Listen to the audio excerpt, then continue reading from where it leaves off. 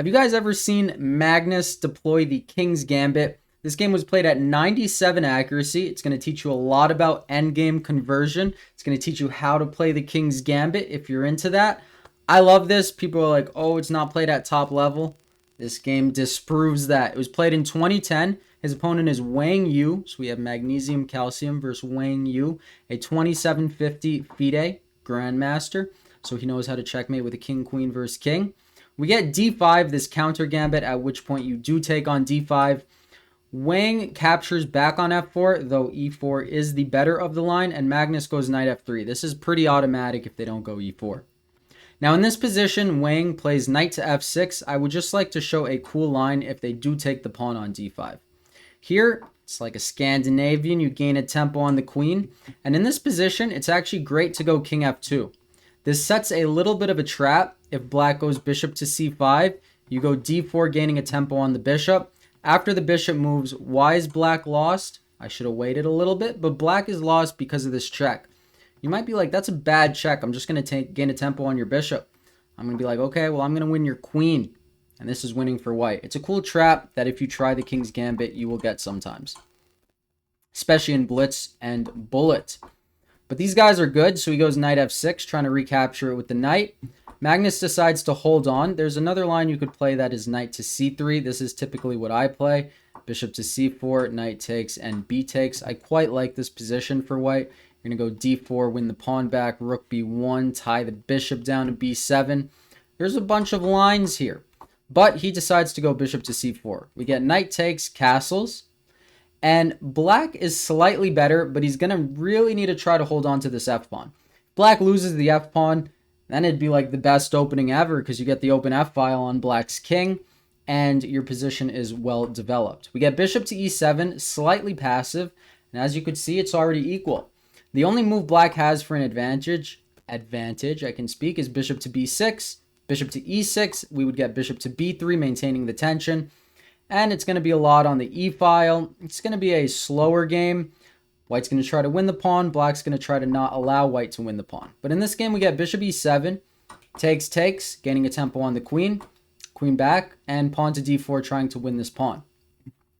Now, here, what black should do is go pawn g5. I guess he didn't want to go into these lines with Magnus, but you really got to hold on to the pawn. You don't want an equal position where you're not even up a pawn. But he's like, I'm just going to give it back. Who's the better chess player? Wait and find out if you need to. Bishop to f5, a developmental move, and queen to e2, developing the queen, connecting the rooks, aiming in on this bishop. b5 can be a nice square later on. And this pawn is well defended with this knight on d4. We get bishop to d6, clearing the e-file. We get a trade and knight to b5. He's like, no more waiting around. I'm fully developed. I'm jumping into the position before you can even connect your rooks. We get queen back to d8, pawn to c4. And now after the knight gets kicked, it's like a queen's pawn opening. So it's like all the beauties of a queen's pawn opening with the open f-file. I'm sure Magnus was very happy that he got this from a King's Gambit. Nigel Short has a famous quote saying there's so many good ways to respond to the King's Gambit. The only problem is black has to pick one. Wang picked one. He didn't pick the most critical one. And we'll see what happens. Okay, Magnus is connecting his rooks, bringing them over to the central files. Queen to f2, getting off of the e-file out of a discovered attack. Also aiming in on the f-file, though black's bishop does defend f7. We get rook e8, pawn h3. Never too late to get back rank checkmated. Also controls g4. Maybe he's going to want to get aggressive over here. Okay, rook to c8, an awkward looking move, but you can envision that he wants to pose some problems on the c-file.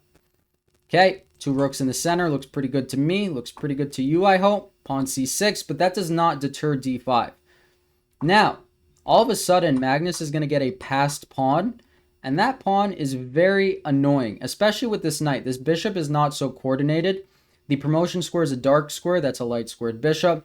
This knight is going to try to trudge or assist this pawn in trudging up the board. Black's like, I study.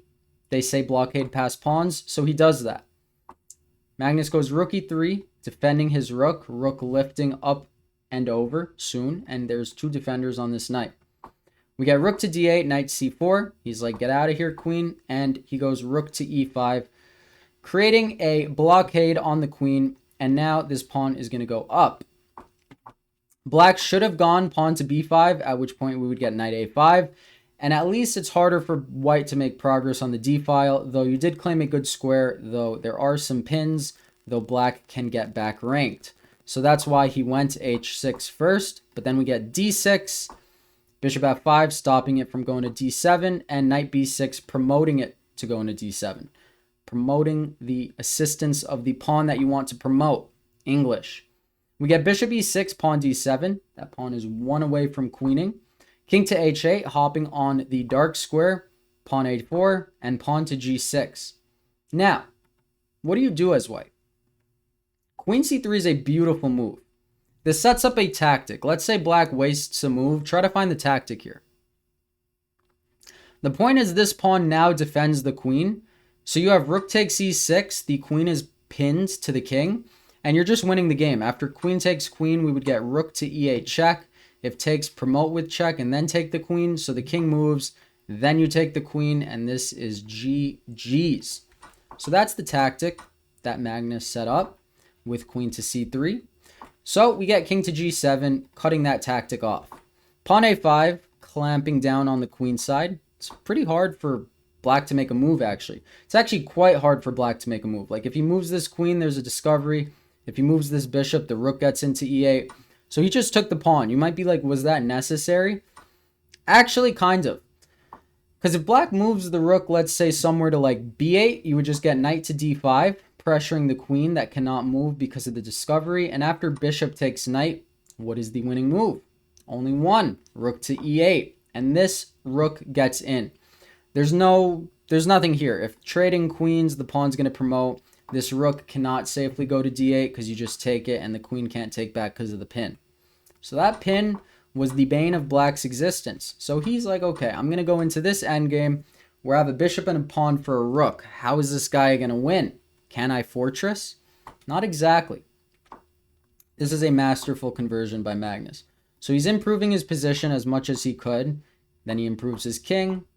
Then he improves his rook, trades. And how are we going to win this? Well, get your pieces on dark squares because black has a light squared bishop. And g5 blunders right away. He needed to play slow, and Magnus would need to poke and prod, but he played a little too quickly. This is a very common technique in winning with the pawns in endgames, and that is setting up this square, which basically sets up a pass pawn. If takes, you get a passer. If takes, you also get a passer. Now, this is a cluster of pawns, but this king is well geared to stop them, and black is not well geared to stop white's pass pawn. So he tries. He's like, okay, I'm going to guard h7. I'm going to push my pawns, but Magnus is just quicker. We get a check. We get two pawns on the third, they say is equal to a queen sometimes, but Magnus already has a queen. We get check, bishop to d3, a good try. If you take, they're going to promote with check. Magnus is like, I'm just going to go up. What are you going to do? Promote with a knight with check? In this position, black resigned because he's just too slow. If he makes a queen, how do you checkmate here? Well, I think easiest would be queen to e8, at which point if the king steps onto the f file, rook f7 will pick up the queen, and these doubled pawns are going absolutely nowhere because anytime they push to g2, you'd have king to f2. So say they go king e5 would make the game the longest, but it's not so long. Rook c5, king d6, queen e5, king d7, rook c7, and queen e7 mate. Wang was like, I'm not playing out till mate. I'm resigning. I just got king's gambited. We're making it a verb. Or is that a noun or an adjective? I don't know grammar. But thank you guys as always for watching. I'll see you tomorrow. Have a great one. Peace.